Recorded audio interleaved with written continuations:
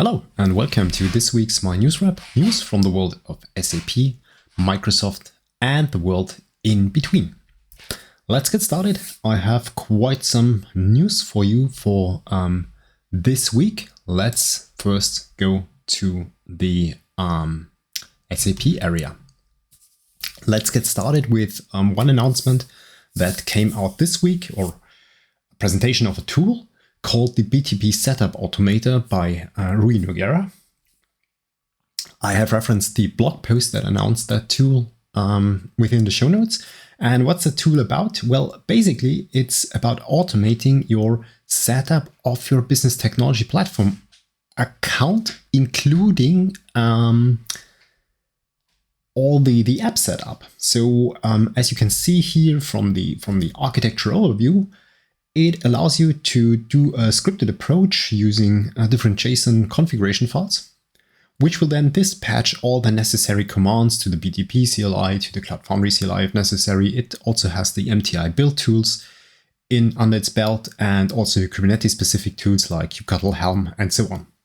So this allows you really to set up your BTP account from scratch with creation of your sub account and so on and so forth, and then deploying the services, instantiating the services, and then also deploying applications, which is really cool.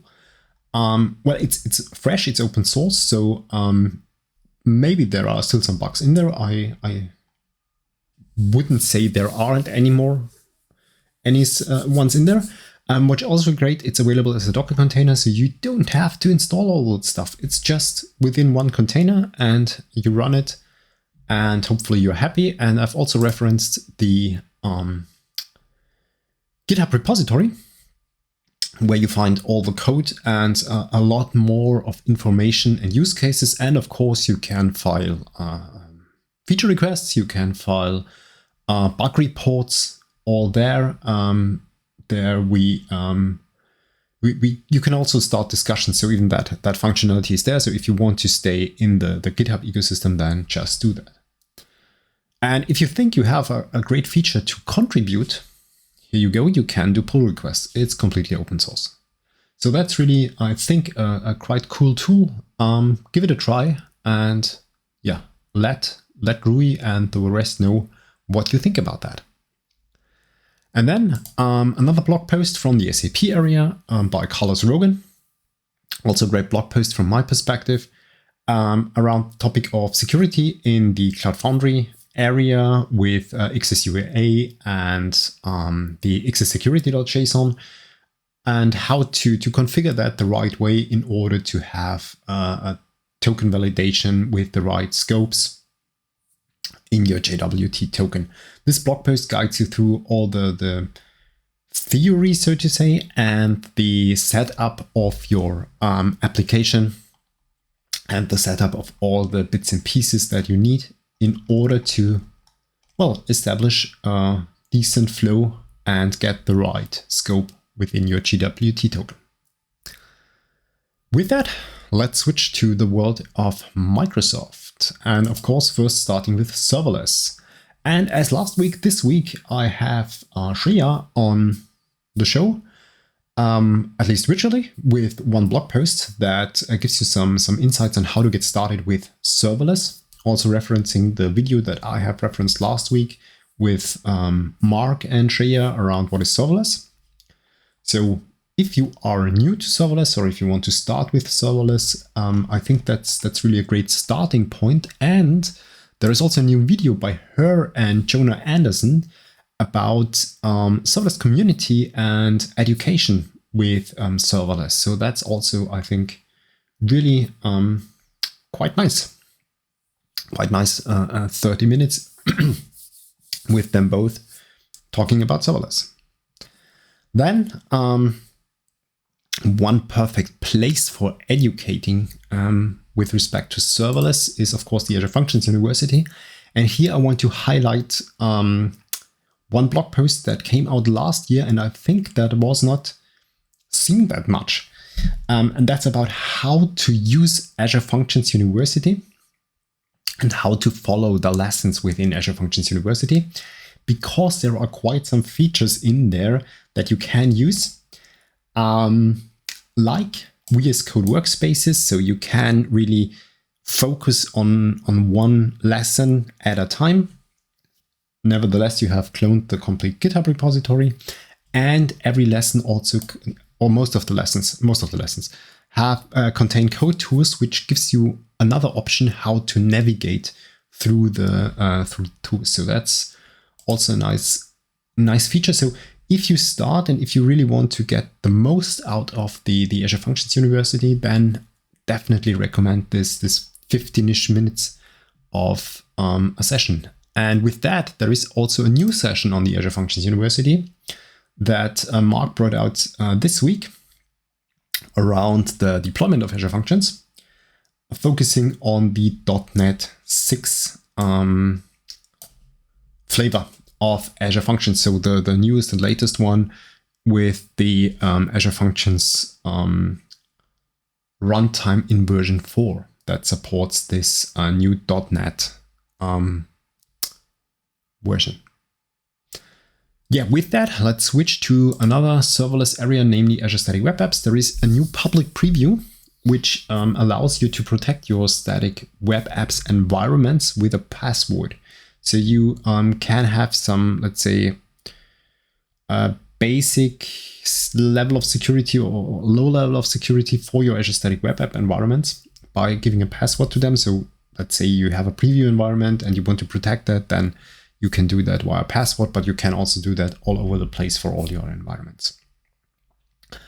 That's quite low level. So if you want to have different or higher level of security, that's also what's stated here, use IP restrictions or private endpoints.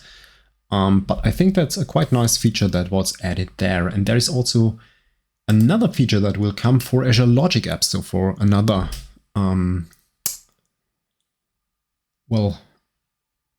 serverless feature within the Azure platform.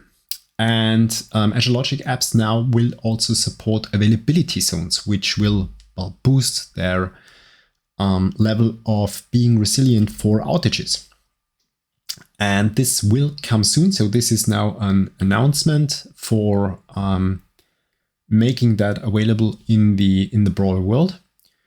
So there will be some changes, and maybe you have to make some adoptions with respect to your firewall configuration. So if you have Azure Logic Apps, if you want to use availability zones, then I would heavily recommend to take a look at this announcement that I've referenced in the show notes. And with that, let's switch to the container world. First of all, to serverless containers. And there was one tweet that I would like to bring to your attention by Jeff Holden, who tweeted this week that there will be quite some stuff coming up in March and April around Azure Container Apps. So a lot of features will come, improvements will come on all areas, be it the platform itself, be it the tools, the portal, the docs, the CLI. So I'm quite looking forward to that. So keep your eyes and ears open. I think April and March, hopefully still in March, there will be quite some news from that interesting area. And staying with Azure Container Apps, this week there was a session at the Azure Meetup Bonn, where Thorsten Hans gave a great talk about Azure Container Apps. Unfortunately, that talk was not recorded. So nevertheless, I want to take the opportunity to once again reference the blog post that Thorsten Hans is providing, which are talking about container related stuff or Azure related stuff, but also there are a lot of blog posts around Azure Container Apps, and most of them are backed by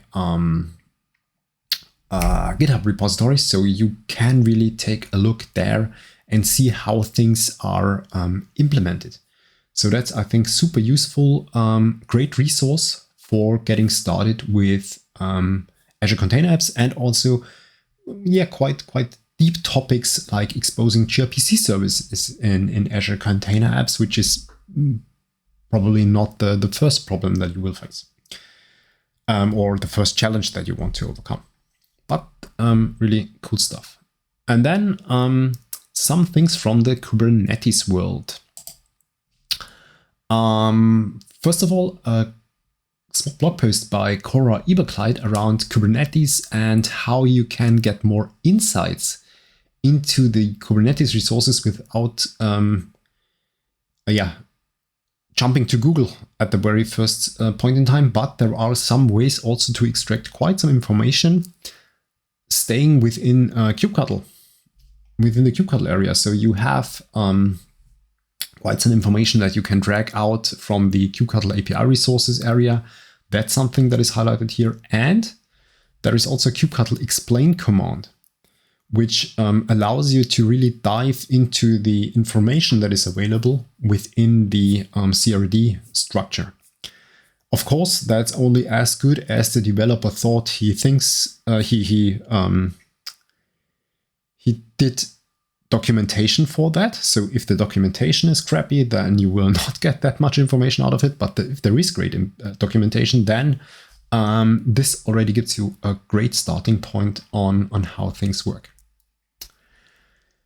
And then two more posts or videos from the area of Kubernetes. First one by Anais Ulrichs around Kubernetes security, making use of GitOps with Argo CD and with Starboard, which is a tool from the company that she's working for. Nevertheless, so it's not an advertisement show. It's mainly about how to leverage that stuff and how to get things together with GitOps leveraging Argo CD. In the same area, there was also a meetup this week by the Azure Rosenheim group talking about GitOps in Azure. So this is more specific to Azure and focuses on the options that you now have in preview with the Azure Kubernetes service. So with AKS, because now you have a public preview where you can use Flux CD. And this was a really great meetup, a great session by Martin Brandl, Nico Meisenzahl, and Philipp Welz. Because they gave a short introduction to GitOps, they gave an overview on Flux CD, and then they demoed what's possible with this public preview, what you have to do with AKS. If you missed that one, you have all the resources in the GitHub repo that I've referenced in the show notes. There are the slides, there are the demos there. And you also find a recording of the meeting because it was streamed to YouTube. And with that, a perfect segue to DevOps and GitHub. So from GitOps to GitHub. First of all, again, another YouTube video that I would like to bring to your attention about DevOps, and it's called DevOps Must Build Internal Developer Platforms. And that's a quite interesting video talking about, well, this shift left movement and saying, now you do everything, now you own it, you do dev, you do ops, and that will not work. So the DevOps area has to enable developers to be productive. And this video gives you a bit of an overview, what's standing behind that, what's the idea, and why you have to build that internal developer platform. Very interesting, and I think very important to see, not only for developers, but also for managers from my perspective. Then some news from the GitHub world per se. There is now the Enterprise Server 3.4 in GA state. So you can now install the Enterprise Server 3.4, the newest release, on-prem, which means that you have now also on-prem several features that have been out there for a while on the github.com area, but have not been available in the on-premise branch. This blog post that I've referenced guides you through what's new and what's coming up and where you can find additional information about 3.4. And then two new features on github.com. First one I think is highly appreciated, and that's partial reruns of GitHub Actions. So if you use GitHub Actions for your workflows, you probably will run into, well, some complex setups making use of matrices, so job matrices. And if there is something failing, up to now, you did not have the chance to rerun just the failed parts of your workflow. And this is now a feature that has been added. So you can now rerun only the failed jobs within your job matrix and leave all the other ones untouched. This blog post that I've referenced guides you through how things work and where you find the right button, so to say, to press in order to make that run. And then a smaller feature that was added around tags. There is now the availability of tag protection rules, so you can configure rules in order to protect your tags, that they are not changed by everybody that has access to your repository. But you can now specify patterns that they can only be created and deleted by users with maintainer admin permissions in your repository. Now, this is true for all public repositories and private repositories on a Pro, Teams, and Enterprise plan. So this is not true for the usual plan that you might have. So if you don't see that, don't be surprised. Maybe you are not in one of those plans. And with that, let's switch to the broader world of Microsoft. And there was one proposal that raised quite some attention this week around JavaScript. So the team at Microsoft that is heavily working on TypeScript, of course, brought out a proposal for a typing syntax in JavaScript. It's currently a stage 0 proposal, so it's the very first stage that it has to go through the whole governance process within the JavaScript area. But this blog post that I've referenced guides you through what's the idea behind that, what they want to do, and what they don't want to do. So that's also important, because at a very first glance, you could get the impression, okay, so we will make TypeScript obsolete and put everything into JavaScript, but that's not the case. A very interesting proposal and a very discussed proposal. And here I also want to reference one video by Golo Roden, giving his opinion on this proposal about the pros or the good sides and the maybe not so good sides of the proposal. Very interesting watch. So if you are in the area of JavaScript and if you have read that proposal, then I think that's a really very nice additional source of information, additional source of insights on that topic. Then also from the Microsoft area, there is a great landing page for Azure Cosmos DB for developers. So if you want to start to work with Cosmos DB as a developer, then this page that I've referenced in the show notes is, I think, a very, very good starting point on how to build apps making use of Cosmos DB, like having a learn challenge on NoSQL, getting started with the different APIs that Cosmos DB exposes and how to make use of them. There are several videos, especially also around the topic of request units, which is the way how you get charged basically for Cosmos DB, which is not super intuitive, let's say it that way. And then there are also some reference architectures from very different areas like serverless, IoT that you can take a look at. So that's really cool from my perspective. And then two announcements. First one, there is a preview now for private link support for Azure API management. So you can now combine Azure API management with private link, which gives you some more options on exposing your APIs without having to expose them prior to the internet, but making use of private link in order to have the secure private connection to the API management.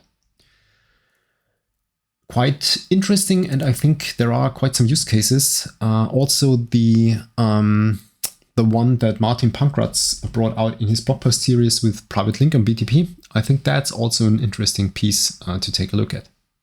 And then another announcement around .NET. So for all those who do .NET, there is now a preview 2 out for the .NET 7. So for the upcoming release in autumn, this extensive blog post guides you through all the news and the things that you have to let's say wrap your head around when using .NET 7. So what's coming, what changes, and what contributions have been brought into this this current preview version.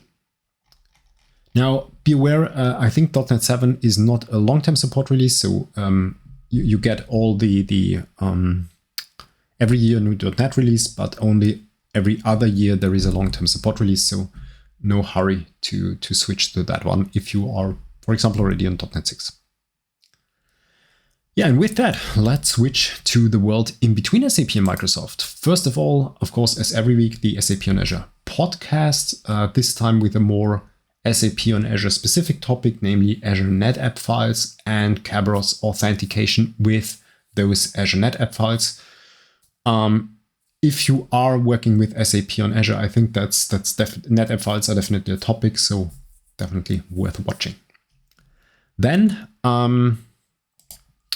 the blog post series about SAP and Microsoft Teams integration now is finished, so all 9 parts are out. I want to highlight that because if you have been waiting for the series to finish in order to catch up, now is your chance to do so. Because all the different blog posts highlighting the scenario with the integration of SAP and MS Teams, focusing on the HR area with I think SuccessFactors, are now available. And this blog post kind of wraps it up and also gives some outlook and some interesting future scenarios that you might think about when you are through with that one. Then an announcement that Azure Purview now adds support for SAP Business Warehouse. So if you do your data source administration and governance with Azure Purview, you can now also link up SAP BW sources under your data map. So that's possible now. I think quite interesting, quite cool for analytics folks who combine Microsoft and SAP in that area. And then another really great blog post by Martin Pankratz from my perspective about the API management that we already had in this session and how to combine that with SAP OData APIs. Because the API management does not care too much about OData specification, but you can transform that OData specification and then put that into an OpenAPI compliant specification and then bring things together in the API management. And this scenario, I think, is a really valid one. Having an SAP system, being on-premise whatsoever, an ABAP system, extracting the OData metadata, converting that to the OpenAPI specification, and then importing that to the Azure API management.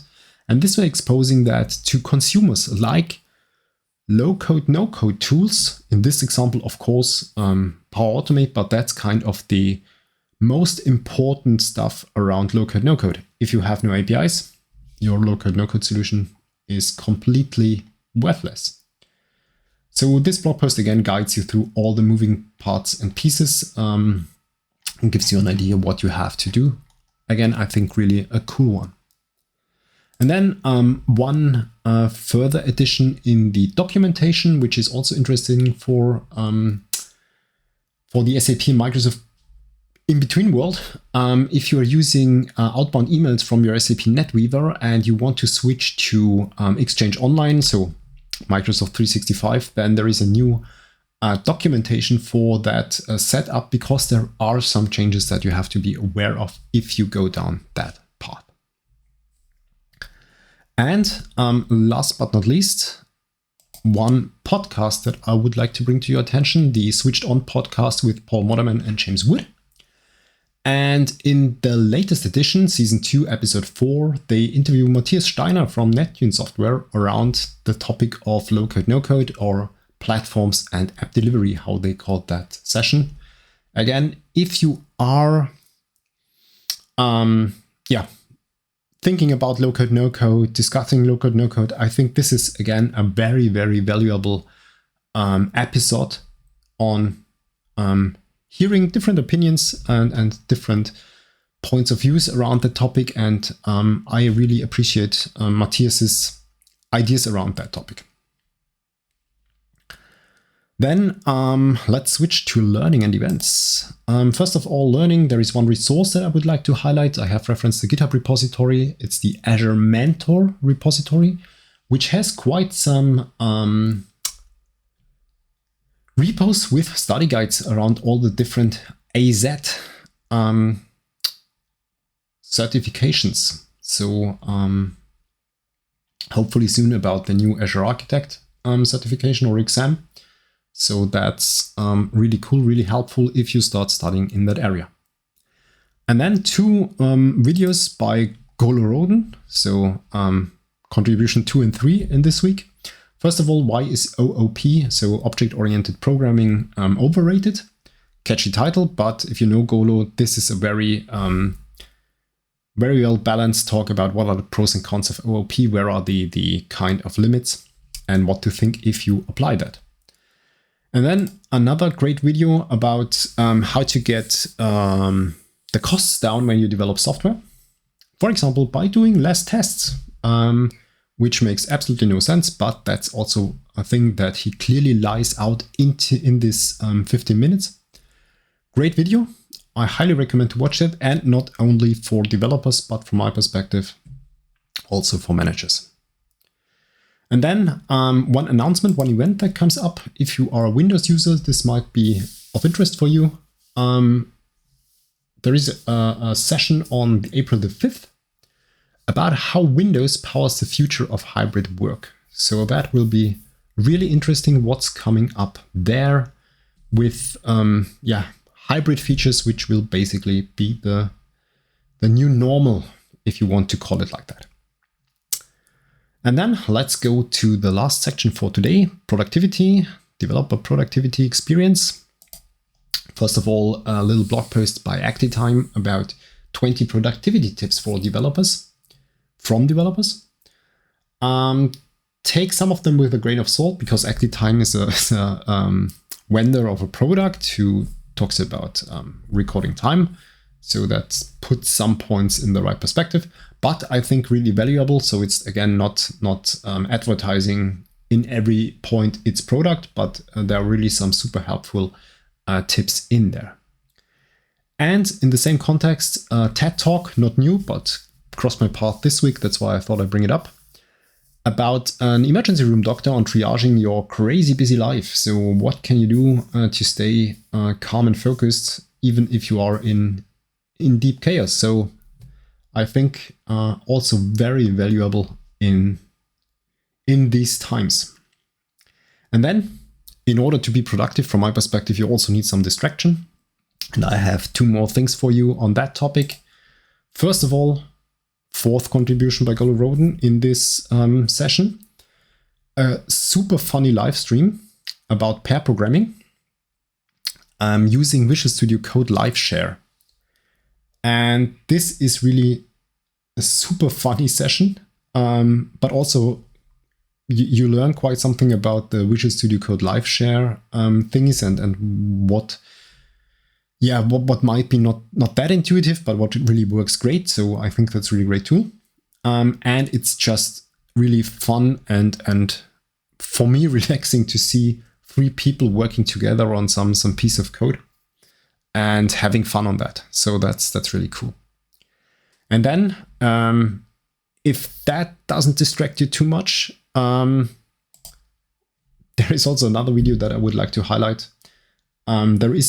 There are, I think, six videos available on YouTube, for example, about the story behind Xbox.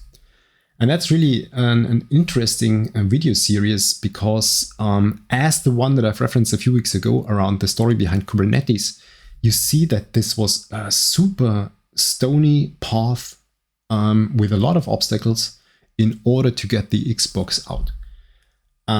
Really, really great to see. Nice to binge watch maybe on the weekend. So again, something to distract your mind. And with that, I'm at the end of today's session. I hope I had some news for you, some interesting stuff that you could now dive deeper into. And with that, I wish you a nice Saturday, a great Sunday, and a successful next week. See you next Saturday. Until then, bye.